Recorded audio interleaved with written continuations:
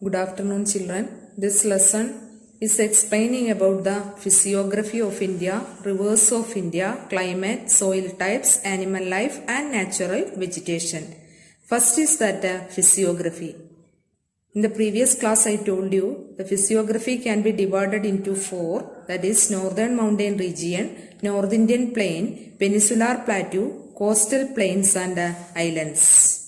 The first classification of the physiography of India is that Northern Mountain Region.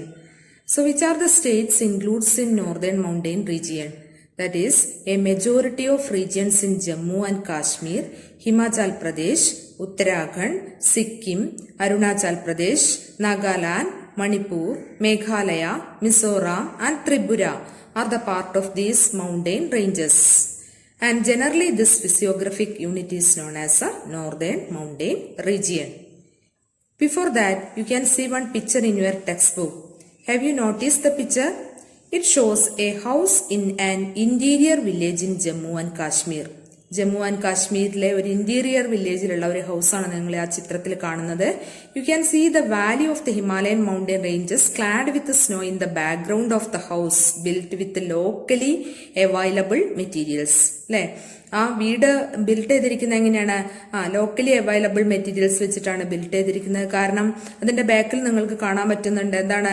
Clad with snow mountains, മഞ്ഞുകൊണ്ട് ആവരണം ചെയ്യപ്പെട്ട വലിയ പർവ്വതങ്ങളെ. എപ്പോ വേണമെങ്കിലും എന്താണ്, മഞ്ഞിന്റെ വീഴ്ച കൂടുകയാണെങ്കിൽ അവരെന്ത് ചെയ്യും? ആ വീട് പൊളിച്ച് അവിടെ നിന്ന് പോവും.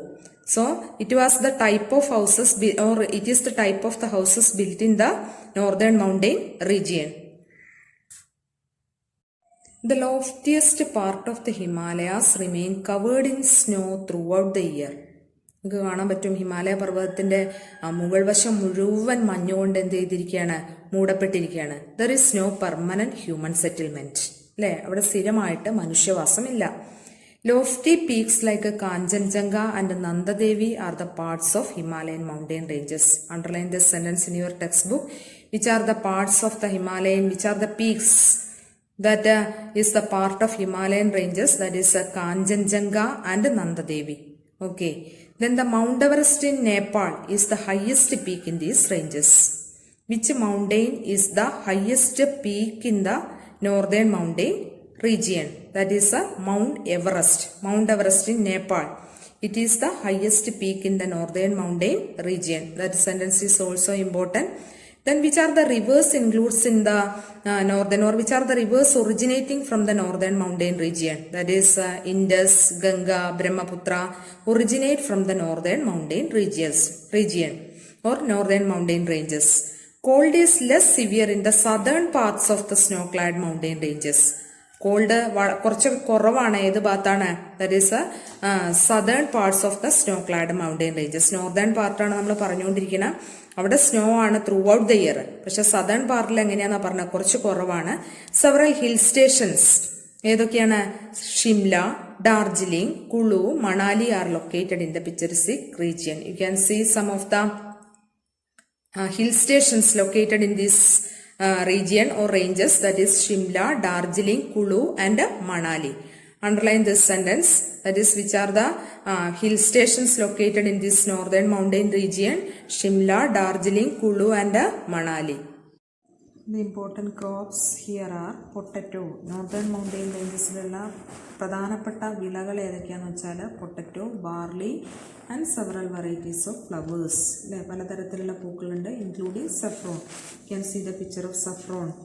Okay, tea, apple and oranges are also grown here. ഇവിടെ കാണാൻ പറ്റുന്നുണ്ട് അല്ലേ, ആപ്പിൾ ഓർച്ചാർഡ്സ് അല്ലേ, ആപ്പിൾ ഉണ്ടാക്കുന്ന സ്ഥലങ്ങൾ. പിന്നെ അതുപോലെ തന്നെ ഹിമാലയാസിൻ്റെ സൗത്ത് എങ്ങനെയാണെന്നാണ് പറഞ്ഞാൽ ലോ എലിവേഷനാണ്. അതുകൊണ്ട് തന്നെ അവിടെ പലതരത്തിലുള്ള different types of crops are cultivated in this region.